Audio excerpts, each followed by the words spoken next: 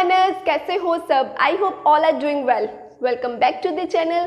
Friends, आज के इस वीडियो में हम लोग एक न्यू टॉपिक स्टार्ट करेंगे, that is difference between sale and agreement to sale. बहुत ही इंपॉर्टेंट टॉपिक है, एग्जाम्स में ये अक्सर पूछा जाता है, तो इसको ध्यान से समझना। लेकिन आज का टॉपिक शुरू करने से पहले फ्रेंड्स, अगर आप मेरे चैनल पर फर्स्ट टाइम विजिट कर रहे हैं तो please do subscribe the channel. तो चलिए अब शुरू करते हैं हमारे टॉपिक को। सबसे पहला हमारा पॉइंट आता है डेफिनेशन। तो सेल किसको कहते हैं? पहले बात हम सेल की करते हैं। फ्रेंड्स, ये कौन है? सेलर है। ये कौन है? ये सेलर है। इसका काम पता क्या है? ये लैपटॉप सेल करता है। ये क्या सेल करता है? लैपटॉप सेल करता है। ये कौन है? ये बायर है। ये कौन है? ये बायर है। ये जो बायर है आया इसकी शॉप पर आया। बायर ने बोला कि मेरे को लैपटॉप खरीदना है। सेलर ने बोला ठीक है। तो बायर ने जब इसको पैसे पूरे दे दिए लैपटॉप के, मान के चलो लैपटॉप 50,000 का है, बायर ने इसको प्राइस पे कर दिया। सेलर ने क्या करा? इसको लैपटॉप दे दिया। तो यहाँ पर क्या हुआ? यहाँ पर ये हुआ कि कहते जब जो सेलर है वो जो गुड की ऑनरशिप है वो बायर को ट्रांसफ़र कर देता है, तो उसको हम क्या बोलते हैं? सेल बोलते हैं। देखो, जैसे ही उसने अपना पैसा पूरा दे दिया, उसने उसको लैपटॉप दे दिया।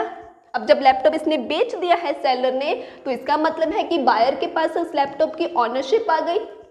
अब ऑनरशिप का मतलब क्या है? मतलब ये है फ्रेंड्स कि ये बायर जो है इस लैपटॉप का मालिक बन गया है। तो अब इसकी मर्जी है ये लैपटॉप को कैसे भी यूज़ करे, क्योंकि वो उसका मालिक बन गया है। अनदर एग्जाम्पल, ये जो आपको व्हाइट बोर्ड दिख रहा है, मेरे को सेलर ने सेल किया, मैंने उसको इसके पैसे दिए, उसने मेरे को ये बेच दिया। बेच दिया मतलब सेल हो गई। मतलब अब इस व्हाइट बोर्ड की ऑनरशिप किसके पास है? मेरे पास है। तो अब मेरी मर्जी है ना, मैं इस व्हाइट बोर्ड के ऊपर चाहे रेड मार्कर से लिखूं, ब्लू से लिखूं, कुछ भी करूं, चाहे इसको फेंकूं, तोड़ूं, क्योंकि मैं इसकी ऑनर हूं। ऑनरशिप समझ गए आप कि क्या है? उस प्रोडक्ट के रिलेटेड जितने भी राइट्स हैं फिर वो खरीदने वाले के पास आ जाते हैं। क्लियर हुआ? सेल समझ गए आप लोग कि जब एक सेलर क्या है, बायर को गुड की ऑनरशिप ट्रांसफर कर देता है, तो हम बोलते हैं कि सेल हो गई। क्लियर हुआ? अब हम देखते हैं कि एग्रीमेंट टू सेल क्या होता है। एग्रीमेंट टू सेल का मतलब है, देखो यहाँ पर आप लोगों ने क्या देखा कि जैसे ही इसने पैसे दे दिए बायर ने, सेलर ने उसी वक्त लैपटॉप की जो ऑनरशिप है वो इसको ट्रांसफर कर दी, इसको बेच दिया। मतलब यहाँ पे इमीडिएटली हुआ ना ये काम। लेकिन एग्रीमेंट टू सेल में क्या होगा? जो ऑनरशिप है वो किसी फ्यूचर डेट पर या फिर कंडीशन के पूरा होने के बाद क्या है, ट्रांसफर करी जाएगी। अब एग्रीमेंट टू सेल की एग्जांपल सुनो। इसी एग्जांपल को फिर से देखो। ये कौन है? सेलर है। इसका क्या काम है? लैपटॉप बेचने का। अब मान के चलो ये जो बायर है ये सेलर की शॉप पर आया डेल का लैपटॉप खरीदने। चलो जी, कहता मेरे को डेल का लैपटॉप खरीदना है। लेकिन पता क्या हुआ? सुनो, ये जो सेलर है ना, ये बोला अरे यार मेरे पास तो डेल का लैपटॉप इस वक्त अवेलेबल ही नहीं है। वो कहता है, अब यहाँ पर ना सेलर कंडीशन रख रहा है बायर के सामने। वो क्या बोल रहा है कि जब 2 दिन बाद स्टॉक अवेलेबल हो जाएगा ना, तब मैं ये लैपटॉप आपको बेच दूंगा। ये एक कंडीशन है कि जब स्टॉक अवेलेबल होगा मैं आपको लैपटॉप बेच दूंगा। तो जब 2 दिन बाद स्टॉक अवेलेबल हो जाएगा, ये सेलर क्या है, बायर को लैपटॉप बेच देगा। तो यहाँ पर क्या हुआ कि जो ऑनरशिप है वो किसी फ्यूचर डेट पे हो रही है, और क्या होगा? किसी कंडीशन के पूरा होने के बाद। तो आई होप आपको sale and agreement to sale की डेफिनेशन क्लियर हो गई। अब इसका नेक्स्ट पॉइंट है nature of contract. Friends, sale होती है हमारी एग्जीक्यूटेड कॉन्ट्रैक्ट और एग्रीमेंट टू सेल होता है एग्जीक्यूटरी कॉन्ट्रैक्ट। ऐसा क्यों? एग्जीक्यूटेड का मतलब है कि बायर और सेलर ने अपनी ऑब्लिगेशंस पूरी कर दी है। सेल में हम लोगों ने क्या देखा कि जैसे ही बायर ने अपने पैसे लैपटॉप के पे करे, प्राइस पे करा, सेलर ने क्या करा? उसको लैपटॉप बेच दिया। यहाँ पर ऑनरशिप ट्रांसफर हो गई है, ऑब्लिगेशन पूरी हो गई। ये क्या हुआ? एग्जीक्यूटेड कॉन्ट्रैक्ट हुआ। एग्रीमेंट टू सेल में क्या हुआ? अभी तो यार जब उसके पास स्टॉक अवेलेबल होगा तब जाके वो 2 दिन बाद ट्रांसफर करेगा ना उसको ओनरशिप लैपटॉप की। तो इसका मतलब क्या हुआ, अभी इनकी ऑब्लिगेशन क्या है, यहाँ पर पेंडिंग है, अभी ये काम एग्जीक्यूट नहीं हुआ। तो इसीलिए एग्रीमेंट टू सेल हमारा कौन सा कॉन्ट्रैक्ट होता है, बोलो, यस, एग्जीक्यूटरी कॉन्ट्रैक्ट होता है। आई होप आपको सेकेंड पॉइंट भी क्लियर हो गया होगा। अब थर्ड पॉइंट है ट्रांसफर ऑफ ऑनरशिप। अब ये पॉइंट ये पूछ रहा है हमसे कि सेल में कब ओनरशिप ट्रांसफर होती है, एग्रीमेंट टू सेल में कब ओनरशिप ट्रांसफर होती है। तो मुझे पता है मेरे सारे स्टूडेंट्स बहुत इंटेलिजेंट हैं, उनको 2 पॉइंट समझने से ही ये बात क्लियर हो गई है कि सेल में तो इमीडिएटली ट्रांसफर होती है ओनरशिप। एग्जाम्पल, ये मार्कर मैं खरीदने गई, मैंने दुकानदार को बोला ये लो पैसा, दुकानदार बोला ये लो मार्कर, इमीडिएटली ट्रांसफर होगी ना ये ओनरशिप मेरे को इस मार्कर की। तो सेल में क्या होता है, इमीडिएटली ट्रांसफर होती है। लेकिन एग्रीमेंट टू सेल में दुकानदार के पास मैं गई, भैया भैया मेरे को रेड कलर का मार्कर चाहिए।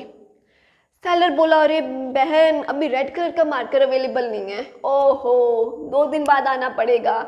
मतलब एग्रीमेंट टू सेल में किसी फ्यूचर डेट में और कंडीशन के पूरा होने के बाद क्या है, हमको ऑनरशिप ट्रांसफर होती है गुड की। क्लियर हो गया ये पॉइंट भी। फोर्थ पॉइंट है एग्जिस्टेंस ऑफ गुड्स। अच्छा फ्रेंड्स मुझे एक बात बताओ, अभी हमने क्या समझा कि सेल में इमीडिएटली ओनरशिप ट्रांसफर होती है। इमीडिएट का मतलब है कि रेडीली अवेलेबल होता है वो प्रोडक्ट सेलर के पास। मैं जैसे ही सेलर के पास गई, ओ सेलर भाई ये रेड कलर का मार्कर मेरे को दिया जाए। सेलर के पास ये अवेलेबल था, उसने मेरे को मार्कर पकड़ाया, मैंने उसको पैसे पकड़ाए, हो गई सेल। लेकिन एग्रीमेंट टू सेल में हम क्या पढ़ रहे हैं भाई, किसी फ्यूचर डेट में ट्रांसफर होती है ऑनरशिप। इसका मतलब रेडीली अवेलेबल नहीं है यहाँ पे गुड्स। यहाँ पे कौन से गुड्स की बात आएगी, फ्यूचर गुड्स की बात आएगी। क्लियर हुआ। लेकिन मैम कहानी में एक ट्विस्ट है। ट्विस्ट क्या है, सुनो सुनो। कई बार ऐसा होता है कि वो प्रोडक्ट दुकानदार के पास अवेलेबल तो होता है लेकिन वो फिर भी उसकी ओनरशिप ट्रांसफर नहीं करता, फिर भी वो उसकी ओनरशिप फ्यूचर में ट्रांसफर करता है मैम ऐसा क्यों। तो सुनो एग्जाम्पल। सपोज करो मैं ना मार्केट से ऐसे जा रही थी, चलते चलते मैंने क्या देखा कि एक शॉप पर ना बड़ा क्यूट सा टेडी बियर है। मैंने शॉपकीपर से पूछा ये टेडी बियर कितने का है। शॉपकीपर बोला 500 रुपीज़ का। मैंने कहा अच्छा ठीक है, लेकिन अभी ना मेरे पास अंकल पैसे नहीं है, तो एक काम करना मैं कल फिर से आऊँगी ना, मैं तब ये टेडी लेके जाऊँगी। एग्रीमेंट तो हो गया कि हाँ मेरे को वो टेडी अच्छा लगा है, मैं खरीदूंगी, वो गुड उसके पास अवेलेबल भी है। लेकिन फिर भी ट्रांसफ़र कब होगी ओनरशिप, फ्यूचर में। क्यों, क्योंकि मैंने क्या बोला, मैंने एक तरह से कंडीशन रख दी है कि जब मैं कल आऊँगी मैं आपको पैसे दूंगी, मैं ये टेडी क्या है आपसे खरीद लूँगी। समझ में आया कि देखो सेल में हमेशा एग्जिस्टेंस गुड्स ही होते हैं, लेकिन एग्रीमेंट टू सेल में फ्यूचर गुड भी हो सकते हैं और एग्जिस्टिंग गुड्स भी हो सकते हैं। क्लियर हुआ ये पॉइंट भी। फ्रेंड्स अब हमारा नेक्स्ट पॉइंट है ट्रांसफर ऑफ रिस्क। तो ये पॉइंट हमको ये पूछता है कि अगर मान लो सेल हो गई है, कहने का मतलब है कि गुड है उसकी ओनरशिप बायर को ट्रांसफर हो गई है, तो कहते ऐसे सिनेरियो में फिर अगर कोई रिस्क कोई लॉस हो गया तो वो किसको झेलना पड़ेगा, बायर को या फिर सेलर को। दूसरी तरफ कहते हैं एग्रीमेंट टू सेल के केस में अगर कोई रिस्क हो गया तो किसको झेलना पड़ेगा। तो चलिए एग्जाम्पल से समझते हैं। सबसे पहले मैं बात करती हूँ सेल की। तो फ्रेंड्स आज ना मैंने शॉपिंग करी, मैं ना क्रॉकरी सेट खरीद के लाई, इतनी खुश, अरे वाह तो मैंने शॉपिंग करी है, क्रॉकरी सेट खरीदा है। अब हुआ ये ओवर एक्साइटेड हो गई, जैसे ही ना मैं घर पे लेके गई, मम्मा देखो देखो मैंने आज क्रॉकरी सेट खरीदा। हुआ क्या, वो ओवर एक्साइटमेंट के चक्कर में ना क्रॉकरी सेट मेरे हाथ से छूटा और वो टूटा। क्रॉकरी सेट तो टूट गया। लो जी, मैंने क्या करा, फिर मैं उस दुकानदार के पास गई, मैंने कहा अंकल अंकल ये क्रॉकरी सेट मैंने जो आपसे खरीदा था ना वो घर जाते टूट गया, वो तो भाई चकनाचूर हो गया, अब आप मेरा पैसा निकालिए। तो मुझे बताओ क्या यहाँ पर मैंने ठीक किया, बिल्कुल भी नहीं। क्योंकि कहते एक बार अगर गुड की जो ऑनरशिप है वो बायर को ट्रांसफर हो गई तो फिर उस केस में जो भी रिस्क होता है, जो भी लॉस होता है, उसकी जिम्मेवारी किसकी, बायर की। क्रॉकरी सेट मुझसे टूटा, तो अब वो मैं ही झेलूंगी उसका नुकसान, मैं सेलर से जाके उसके पैसे नहीं मांग सकती। अब सुनो दूसरा सिनेरियो, एग्रीमेंट टू सेल की बात करते हैं अब हम। फॉर एग्जाम्पल, मैंने मार्केट में ऐसे घूम रही थी, घूमते घूमते मैंने देखा क्रॉकरी सेट, मेरे को तो भाई बड़ा अच्छा लगा, लेकिन मैंने बोला अंकल 2 दिन बाद आती हूँ, मैं मम्मा के साथ आती हूँ खरीदने, अभी पैसे नहीं है मेरे पास। उन्होंने बोला ठीक है, लेकिन मैंने कहा कि अंकल अभी आप अपने पास से क्रॉकरी सेट रखो क्योंकि मेरे पास तो पैसे नहीं है, मैं 2 दिन बाद आके खरीद के जाती हूँ। अब हुआ ये कि उसकी दुकानदार की दुकान पे हुआ होगा कुछ और वो वाला क्रॉकरी सेट टूट गया। देखो अभी वो क्रॉकरी सेट, भले मैंने उसको बोला था कि हाँ मैं 2 दिन बाद खरीदूंगी, लेकिन मैंने खरीदा तो नहीं ना, उसकी ओनरशिप अभी मेरे पास आई तो नहीं ना क्रॉकरी सेट की। अभी तो वो किसके पास है, सेलर के पास ही है, और सेलर की शॉप पे टूट गया।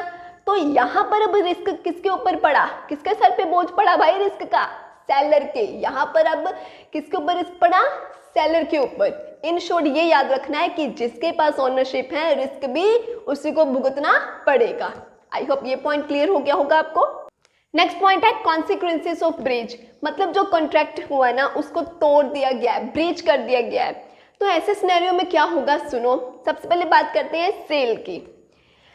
तो मान के चलो मैं ना लैपटॉप की बात करती हूँ, मैंने ना लैपटॉप खरीदना था, मैंने दुकानदार के पास गई, मैंने बोला भाई ये लैपटॉप बड़ा बढ़िया है, मेरे को तो चाहिए।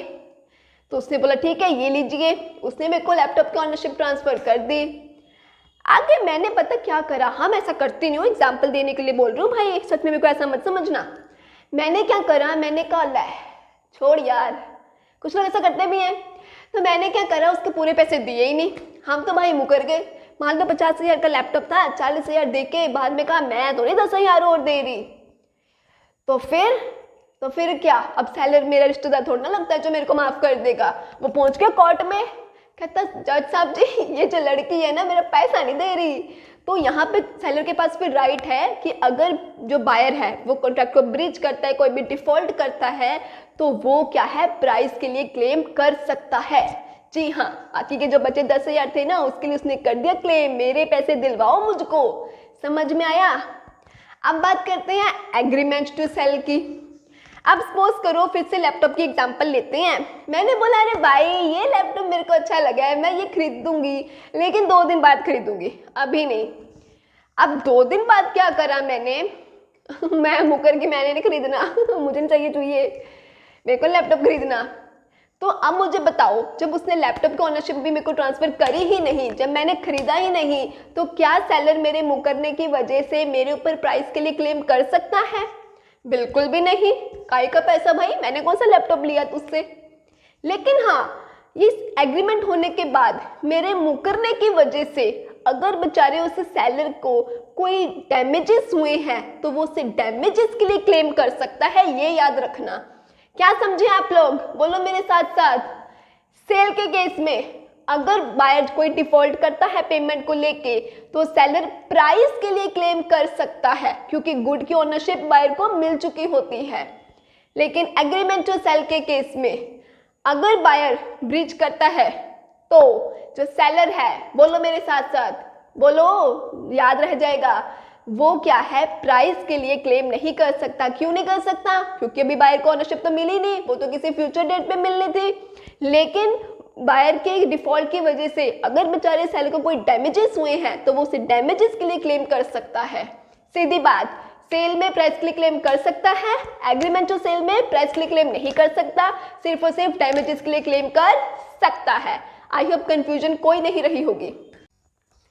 तो अब समझो next point, that is right to resale. Friends, ये जो व्हाइट बोर्ड है ये मेरा व्हाइट बोर्ड है, मतलब ये मैं इसकी ऑनर हूँ, इसकी ऑनरशिप किसके पास है? मेरे पास है। कहने का मतलब इसके राइट्स, जितने भी इसके रिगार्डिंग राइट्स हैं, सारे हक मेरे पास हैं क्योंकि इसको मैंने खरीद लिया, इसकी ऑनरशिप मेरे पास है। अब मान के चलो ये मेरी फ्रेंड है, ये मेरी फ्रेंड है पिंकी। हालांकि पिंकी नाम की मेरी कोई फ्रेंड नहीं है, पर चलो ये पिंकी मेरी फ्रेंड है। क्लियर? कितनी प्यारी है, इसको हाय बोलो। तो मान के चलो ये पिंकी मेरी फ्रेंड है और ये कहती है कि काम कर प्रतिभा, ये बोर्ड तू मेरे को बेच दे। अब मान के चलो ये है सेलर जिससे मैंने व्हाइट बोर्ड खरीदा। जरा सेलर भी सोचता होगा मेरे को क्या बना दिया। एनीवेज जोक्स अपार्ट, मान के चलो ये वो सेलर है जिससे मैंने व्हाइट बोर्ड खरीदा और मेरी फ्रेंड बोल रही है अब इस व्हाइट बोर्ड को तू मेरे को बेच दे। तो क्या ये सेलर यहाँ पे मेरे को बोल सकता है कि ये आपने क्या करा, मैंने तो ये बोर्ड आपको बेचा था, आप फर्दर फ्रेंड को क्यों बेच रहे हो? बिल्कुल नहीं बोल सकता। क्यों? क्योंकि अब इसकी ऑनरशिप मेरे पास है, तो मेरी मर्जी है, मैं फर्दर अपनी फ्रेंड को बेचूं, इस बोर्ड को तोड़ूं फोड़ूं कुछ भी करूं, मेरी मर्जी। कहने का मतलब ये है कि सेल के केस में बायर के पास उस पर्टिकुलर गुड की क्या आ जाती है, ऑनरशिप आ जाती है, तो बायर जो है वो फर्दर उस प्रोडक्ट को रीसेल कर सकता है। अब समझो एग्रीमेंट टू सेल को। तो एग्रीमेंट टू सेल के केस में मान के चलो ये कौन है, सेलर है, अब ये मेरी फ्रेंड नहीं है, अब ये कोई बायर है, ठीक है। तो ये सेलर है, ये बायर है। सपोज करो ये इसके शॉप पर गया लैपटॉप लेने के लिए, ठीक है, लेकिन ये बायर बोला ठीक है ये लैपटॉप मेरे को अच्छा लगा मैं खरीदूंगा, लेकिन भाई साहब मैं ना 2 दिन बाद खरीदूंगा। कब खरीदूंगा? 2 दिन बाद खरीदूंगा। लेकिन फ्रेंड्स पता क्या हुआ, ध्यान से सुनना, अभी 2 दिन पूरे नहीं हुए थे, अभी सिर्फ 1 ही दिन हुआ था, 1 ही दिन हुआ था। और इस सेलर ने क्या करा, ये एक नए भाई साहब को, अब ये पता नहीं कहाँ से टपक पड़े, पर इन्होंने क्या करा, उस लैपटॉप को इसको बेच डाला। लो जी, बेचना इसको था 2 दिन बाद, 2 दिन पूरे नहीं हुए, 1 दिन बाद इसको बेच डाला, ये बीच में आ गया, ये कहता मेरे को बेच दो, सेलर ने इसको बेच दिया। क्या सेलर ऐसा कर सकता था? क्या सेलर ऐसे किसी और को रीसेल कर सकता था? बिल्कुल। क्यों? क्योंकि ये लैपटॉप इसने खरीदने की बात करी थी, खरीदा नहीं था, अभी इसके पास इसकी ऑनरशिप नहीं थी। तो दैट्स वाई ये सेलर अगर ये इसको बेच भी देता है तो ये बायर अब इससे सेलर से उस लैपटॉप के प्राइस के लिए, याद रखना प्राइस के लिए क्लेम नहीं कर सकता। ये आके इसको ये नहीं बोल सकता कि 2 दिन बाद तो लैपटॉप मैंने लेना था, आपने पहले ही इसको क्यों बेच दिया। तो अब आपको लग रहा है कि ये बेचारा रो रहा होगा, ये क्या हो गया, मैं तो लेट हो गया लैपटॉप खरीदने में। पर सबकी सुनवाई होती है, ऊपर वाला सबकी सुनता है, इसकी भी सुनी। क्या सुना? ये एक्चुअली बात है कि ये जो बायर है ना, जिसके साथ बेचारे के साथ ऐसा हादसा हो गया, भाई उसका लैपटॉप हाथ से गया, ऐसे केस में क्या है, ये जो बायर होता है ना, इसके पास ये एक राइट है, एक हक दिया गया है इसको कि अगर सेलर ने ऐसे किसी थर्ड पार्टी को सेल करा है तो यहाँ पर ना ये बायर देखो प्राइस के लिए तो क्लेम नहीं कर सकता। क्यों? बिकॉज इसने लैपटॉप खरीदा थोड़ी ना था, सिर्फ खरीदने की बात करी थी। लेकिन सेलर की ऐसी हरकत करने की वजह से, एक दिन पहले किसी और को बेचने की वजह से अगर इसको कोई डैमेजेस हुए हैं तो क्या ये मेरे पीछे बोलो डैमेजेस के लिए क्लेम कर सकता है? बिल्कुल कर सकता है। क्या समझे? प्राइस के लिए क्लेम नहीं कर सकता क्योंकि लैपटॉप अभी खरीदा नहीं था, लेकिन सेलर की ऐसे हरकत करने की वजह से ये जो बायर रो रहा है ये क्या है, डैमेजेस के लिए क्लेम कर सकता है। अब क्वेश्चन ये उठता है कि ये डैमेजेस के लिए क्लेम किससे करेगा, इस बंदे से या इससे? तो फ्रेंड्स ये दोनों से कर सकता है। जी हाँ बिल्कुल, इस बायर के पास ये राइट है कि ये सेलर के साथ साथ इस थर्ड पार्टी से भी अगर इसको कोई डैमेजेस हुए हैं तो ये क्लेम कर सकता है। कहानी में एक ट्विस्ट है, ये जो बायर है प्राइस के लिए भी कुछ एक्सेप्शनल केस होते हैं क्लेम कर सकता है कर सकता है, बिल्कुल कर सकता है। फॉर एग्जाम्पल मान के चलो इसने क्या बोला था कि मैं 2 दिन बाद लैपटॉप लेने आऊँगा। मान के चलो लैपटॉप की कीमत थी 50,000 और ये जो बायर था इसने 50,000 नहीं अभी दिए थे, लेकिन मान के चलो इसने 25,000 एडवांस में दे के रखे थे, इसने 25,000 एडवांस में दे के रखे थे फ्रेंड्स, फिर भी इस सेलर ने इस थर्ड पार्टी को बेच दिया। तो ऐसे केस में अब इसके अपने 25,000 डूबने थोड़ी ना देगा, ये क्या है, फिर ऐसे केस में ये इन दोनों से क्या है, कह सकता है कि मेरा 25,000 निकालो, लैपटॉप तो मेरे को दिया नहीं तो मेरे 25,000 दो। तो ऐसे केस में अगर इसने एडवांस में पेमेंट देके रखी होती फिर उस केस में ये प्राइस के लिए क्लेम कर सकता है। अदरवाइज अगर ना ही तो इसको लैपटॉप मिला है ना ही इसने पैसा दिया है तो उस केस में ये प्राइस के लिए क्लेम नहीं कर सकता, फिर ये सिर्फ और सिर्फ डैमेजेस के लिए ही क्लेम कर सकता है। आई होप ये पॉइंट आपको अच्छे से क्लियर हो गया होगा। इन शॉर्ट फ्रेंड्स कि सेल के केस में बायर के पास ओनरशिप होती है, वो ओनर होता है तो उसके पास हक होता है कि वो किसी को भी फर्दर रीसेल कर सकता है। एग्रीमेंट जो सेल के केस में सेलर के पास ओनरशिप होती है तो उसके पास राइट होता है कि वो फर्दर किसी को भी रीसेल कर सकता है गुड्स को।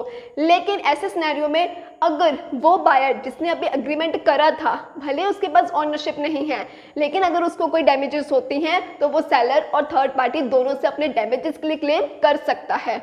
हाँ, ये बात है कि वो प्राइस के लिए क्लेम नहीं कर सकता, लेकिन अगर उसने एडवांस में मान लो कुछ पैसा देके रखा था तो फिर वो उस प्राइस के लिए क्या है, क्लेम कर सकता है। आई होप अब आपको कोई डाउट नहीं रहेगा इस पॉइंट में। नेक्स्ट पॉइंट है इंसॉल्वेंसी ऑफ सेलर, मतलब सेलर का दिवाला निकल गया है। जी हाँ, देखो ये कितना उदास बैठा है हमारा सेलर, भाई इंसॉल्वेंट हो गया है। तो ये मान लो इसने गुड्स की ऑनरशिप इस बायर को ट्रांसफ़र कर दी थी। ये जो बायर है इसने पूरा प्राइस चुका दिया था गुड्स का, इसको ऑनरशिप ट्रांसफ़र हो चुकी थी। सिर्फ बाकी क्या था कि ये जो गुड्स थे इसकी डिलीवरी अभी नहीं हुई थी, इसकी डिलीवरी इस बायर को होनी अभी बाकी थी। भले डिलीवरी नहीं हुई थी लेकिन गुड्स की ऑनरशिप इसको ट्रांसफ़र हो चुकी थी। अब गुड्स की डिलीवरी होने से पहले ही फ्रेंड्स बेचारा ये जो सेलर है ये क्या है, इंसॉल्वेंट हो गया।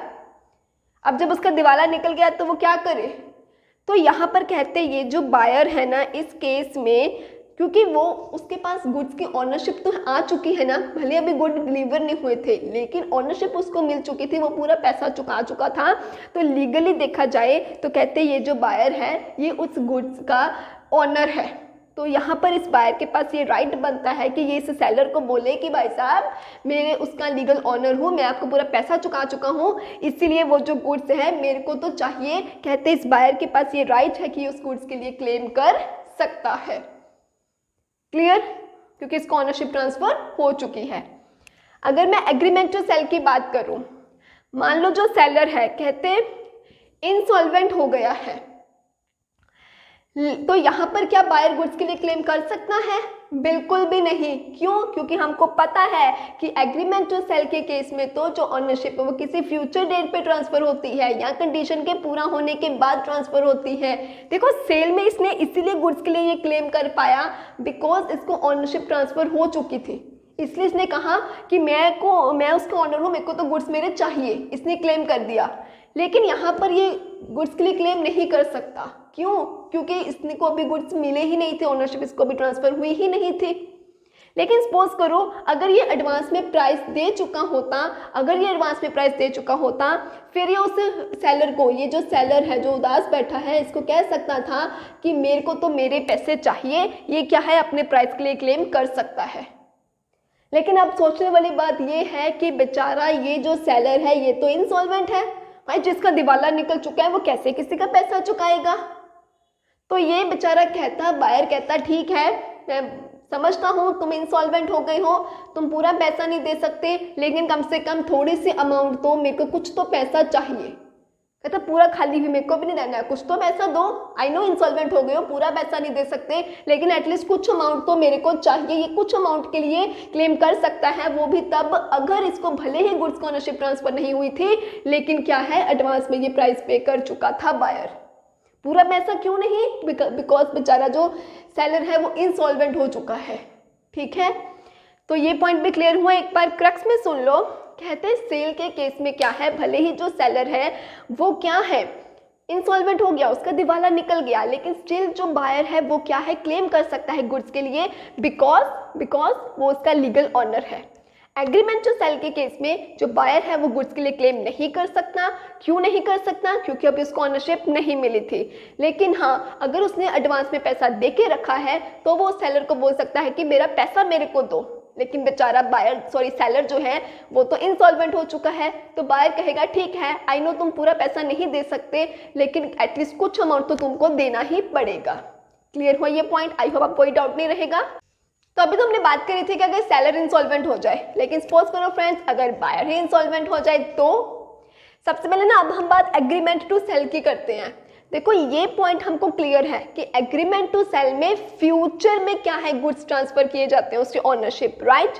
अगर मान लो ये जो बायर है ये ऐसे गया, सेलर जी मैं इंसॉल्वेंट हो चुका हूँ, मेरा दिवाला निकल चुका है, मैं अभी पूरा पैसा नहीं दे सकता।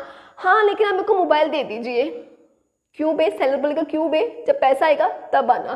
तो इस केस में तो सेलर सीधे ही बोल देगा जब पैसा आएगा तब तुमको मोबाइल मिल जाएगा। क्लियर? सेल के केस में सुनो, अब ध्यान से सुनना। सपोज करो ये है ना, मान लो ये बायर है, ये ना मोबाइल खरीदने गया था, इसने मोबाइल खरीद लिया। मान लो 20,000 का मोबाइल था, इसने मोबाइल खरीद लिया। लेकिन हुआ ये कि ये जो बायर है पूरा पैसा चुकाने से पहले ही हो गया इंसॉल्वेंट। तो अब मोबाइल तो ये खरीद चुका है, मतलब मोबाइल का ओनरशिप तो लेके बैठा है, बस पूरा पैसा चुकाने से पहले ही इंसॉल्वेंट हो गया। तो यहाँ पर सेलर बोलेगा मोबाइल लेके बैठे हो ना, मोबाइल की ओनरशिप लेके बैठे हो ना, पैसा कौन चुकाएगा? पैसा दो। तो यहाँ पे सेलर क्या है, अपने उस प्राइस के लिए क्लेम कर सकता है। लेकिन अब सोचने वाली बात तो ये है कि वो जो बायर है वो तो भाई इंसॉल्वेंट हो चुका है, तो वो पैसा पूरा कैसे देगा? तो सेलर बोलेगा इट्स ओके, हम समझते हैं कि आप पूरा पैसा नहीं दे सकते, लेकिन सेलर बोलेगा कि एटलीस्ट मेरे को कुछ अमाउंट तो मिले। तो यहाँ पर सेलर क्या है, थोड़े से अमाउंट के लिए क्लेम कर सकता है कि आई नो मेरे को पूरा पैसा नहीं मिलेगा, लेकिन एटलीस्ट मेरे को कुछ अमाउंट तो मिले। 20,000 पूरा नहीं मिल सकता, एटलीस्ट 10 तो मिले। समझे इस बात को? लेकिन एग्रीमेंट टू सेल में वो सीधा ही कह देगा ठीक है भाई पैसा नहीं है तो फिर हम गुड भी क्यों दे, जब पैसा आएगा गुड्स ले लेना, क्योंकि यहाँ पे तो होती ही ट्रांसफर ऑनरशिप फ्यूचर में है। क्लियर? तो आई होप आपको आज के सारे पॉइंट्स अच्छे से क्लियर हो गए होंगे, लेकिन फिर भी अगर आपको कोई डाउट है तो आप कमेंट सेक्शन में पूछ सकते हो। मिलते हैं अपकमिंग वीडियो में, तब तक के लिए stay tuned, take care, bye bye and thank you for watching the video.